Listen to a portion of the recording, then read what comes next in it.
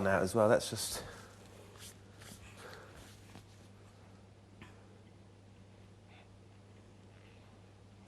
Okay, I'm waiting for the call to be interviewed or whatever is going on. If indeed you want to. Do you feel the power, or should we just talk? I think we should do one broadcast, one final broadcast. Shall we? Yeah, let's energy up. Let's do it. Okay. Give me a second. Oh, for some reason I feel tired. I think it's all the persecution. Okay? Okay, ready? 3, 2, 1. Cue important music. And title credits. Good evening, or sorry, should I say good morning, and welcome to possibly the final edition of Big Brothers, Little Brothers. Cousin. With myself, Victor E. And Nick B. Brilliant. Well, as you can see, we've had a change of location. Our usual studio has been ransacked by vandals, and thus we have been forced to move to a new, more splendiferous location. Exactly. And we've got a lovely, important guest. Everyone, Miss Vanessa Phelps. Vanessa Phelps, thank you very much. Thank you so much. The show Phelps, which obviously reduced Chantal Houghton to tears, ridiculed Nick Bateman, and Nikki Graham came off looking as sane as a cat in a rainstorm. Well, so, where to begin? So, Vanessa, your last day on Big Brother, you stayed Nick. 3 nights? That's right. And this time, it's been 5 nights. Well, this will be the 5th night, yes, and possibly 6 whole days too. Incredible. And how much better is this experience compared to the last? God, it's been infinitely worse. Last time I was just on the...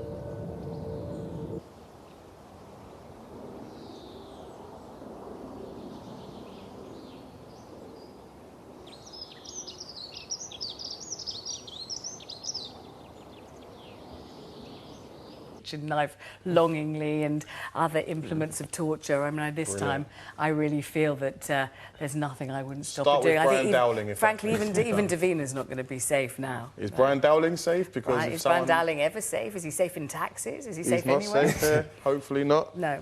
That'll make it a wide open competition if you could see your way to murdering him. I like your choice of the phrase "wide open." Some kind of mutilation juxtaposed with would Brian help. Dowling. I think that's very clever. And ladies and Very gentlemen, interesting. you might be able to see this. This is a prize we got today for our task. A dancing task. That was a prize that filled us with euphoria, elation. We were absolutely dumb with gratitude, weren't we, really, for that? We were hungry as sewer rats, expecting booze, a great dance task with diversity. And we were rewarded with, Look, basically, the hamper is mainly stuff for the feminine persuasion, and myself and Nick and Preston, and to some extent Brian Dowling, were left with shower gel. shower gel. Excuse me, I'm sorry to interject on your programme, gentlemen, but I'm of the feminine persuasion, and I have seen prettier prizes than that load of old tat, quite frankly. Wow. So are you disputing this is a luxury hamper? I'm saying that is a basic hamper of the price package of a total shite, quite frankly. It's and about as luxurious as a prawn cocktail sandwich from... yes. Well, I mean, obviously, this being your, being the final night you're here before you go up for the dreaded eviction process. How are you feeling on this night of nights? Are you feeling trepidation? Are you feeling that you've vindicated yourself? Just horny, really. Very good answer. Well, that's good answer. You've been away from... Acutely horny. That's... Better answer than we could have expected here on this show. Don't you find that you feel the same? Well, to be honest, I mean, yes, I am. But that's a minute-by-minute basis with myself, I think it's like the female equivalent of blue balls, really. Wow. How are you feeling? Well, to be Similar? honest, there's not, apart from present company excluded, there's not much candy really in the house. I'm surprised you say that. God, people would be amazed to hear you say that. Well, it's What, true. the sexy Chantal? You could see those two flawless fellows not looking quite so flawless the moment they saw her. And Yeah, gorgeous Michelle Basque, but- famous glamour That's a model. brilliant. So you noticed that, Chris from Flawless, especially the dark Yes, I chocolate, noticed immediately. ebony prints, Definitely. seemed to take a rather obvious shine to the Instantly, buxom instantly. But it was her giggle, Chantal. the flick of the extensions. the giggle, Can't miss the that. wiggle, and the whole Sexy thing. And it wiggle. didn't matter if she could dance or not, and boy, she couldn't, but they didn't care. They didn't care. They can dance. What do they need a woman who can dance? They could dance perfectly well themselves, Fair can't play. they? I would agree with you, but Chantal is like 2 out of 3, you see, and it's maybe in a song 2 out of 3 isn't bad, but you need 3 out of 3 to be completely perfect. Which is the third that she hasn't got? Well, hence the nickname Sparrow's Kneecap, or Sparrow. Which was Well, the attention span of? Well, no, it's The stature of? The feathers? brain the What? size of a sparrow's kneecap. Oh, isn't that unfair? I think she's much brighter than you think, actually. Well, I didn't coin the phrase. I think she's. going to distance myself I from must this. say, I think the giggle and the whole thing is a prop and a sort of affectation, rather like Goldie Hawn's. And Goldie Hawn's one of the most successful But women in Goldie Hollywood. Hawn only plays that in a film. I'm sure once you were to meet her offset, she becomes. Yeah, but you we know, are in a film, Victor. This isn't real life. I This don't is know if the you game of realise life, that. though. But we are in a film, and she knows that. She's bright enough to know that. And- So the giggle, the wiggle, the wriggle, that's all grist to the mill of the part that she's playing. But really, I think she's bright as hell. I really do, and I'm not just saying it. I do think she's very bright. I think she knows. I think she's very nice as well, but I think she's also very bright. I think the sparrow thing. I think you're deluded by the hair and you know. there has been certain examples of it. But I won't go into because it's slightly unfair. But you also said Michelle Bass. Now Michelle, I think, has almost gone into a cocoon. Of what? Of nervousness about the show. She's obviously in Victor's show. She was bold and busty, and she's kind of nude, covered up, naked, and sexual. she's obviously with a nice man that Pornographic. she loves. She doesn't want to offend him, and so therefore she's almost, a shadow of her Introverted. former self. Do you think that will make the viewers warm to her more or less? I think she was complaining a lot today about various things. She was unhappy that you were the dance captain. She thought that was. Gosh, she was unhappy. I was devastated at being the dance captain. She was found it that as we're up for eviction that someone else should be in dance captain. We said to her, look, at the end of the day, you've been given that role as Big Brother, so be it. And she's kind of. I think it was because I was such an appalling dancer. They thought I'd better be in the middle, where it would look as if I was freestyling. And wasn't that the reason? I thought that was the only possible conceivable reason. No? No, I think they generally took a shine to you. So. Who? Oh, the boys? Yeah. Well, I was funny. I was very funny. I taught P Diddy all he knew, and he passed me on to Usher. That's why I said I'm young VZ. I said I've taught Tinchy everything. I said if Dizzy doesn't know what to do when he wants to bust a move, he comes to me. I mean, I talked it up. So they obviously they were surprised. They didn't think I was going to say any of that, did But they? also the But show- I think that might be why. But I don't think it was any sort of set up by anyone. Do you? Or maybe it was. I don't know. I don't think it was.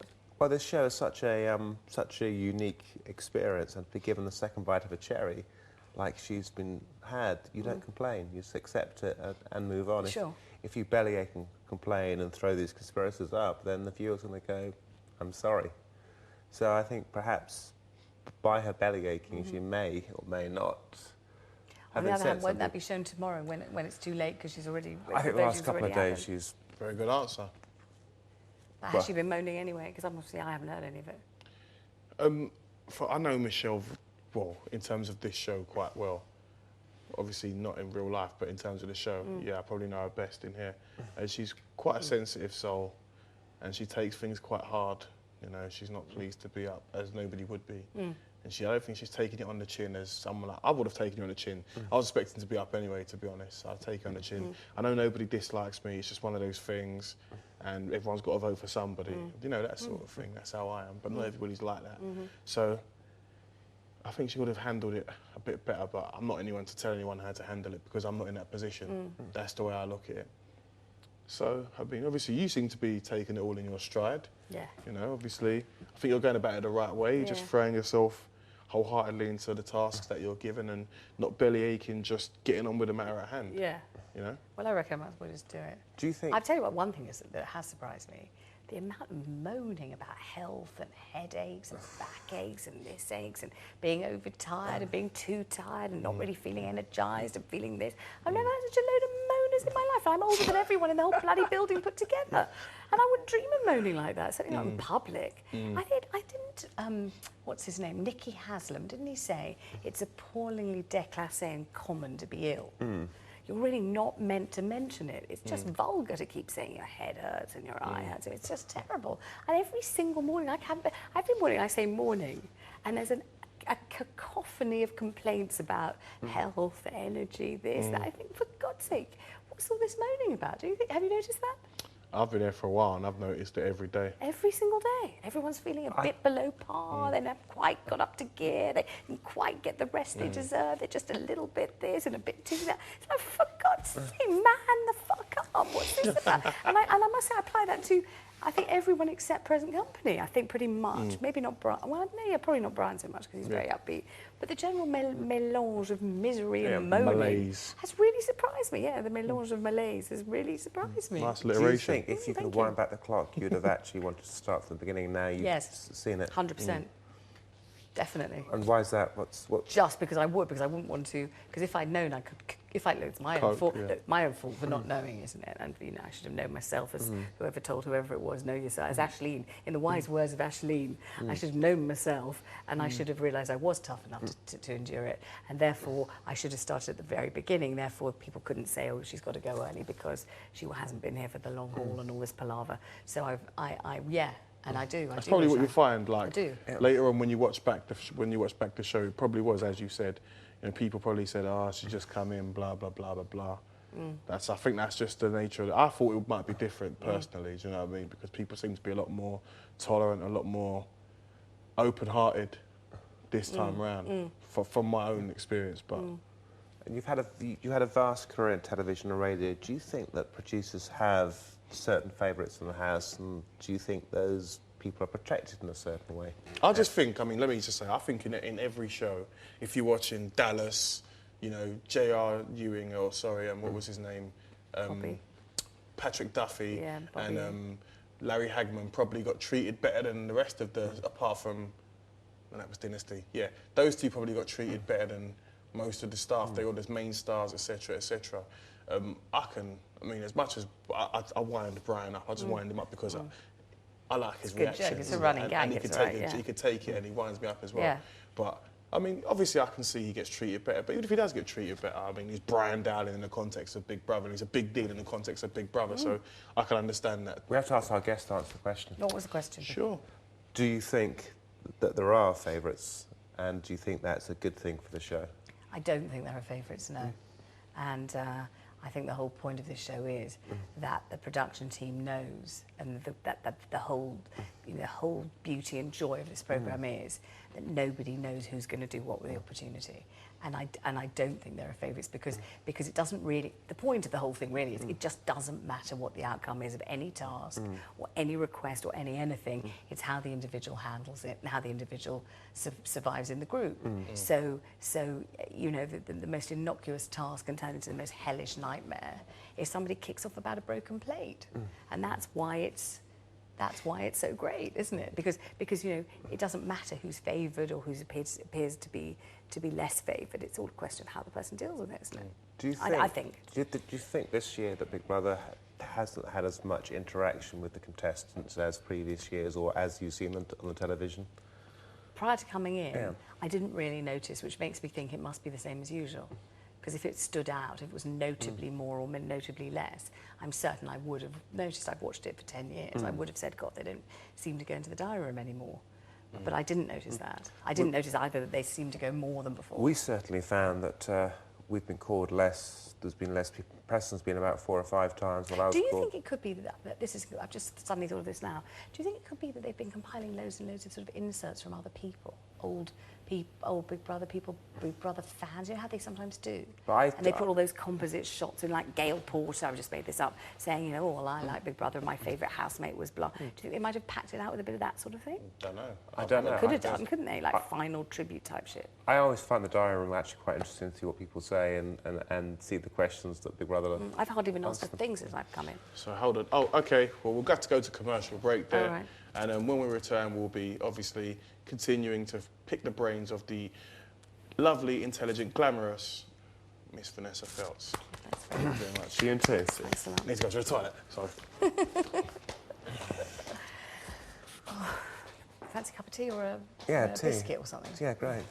And it's just the kettle just like normal. You just push the 100 thing.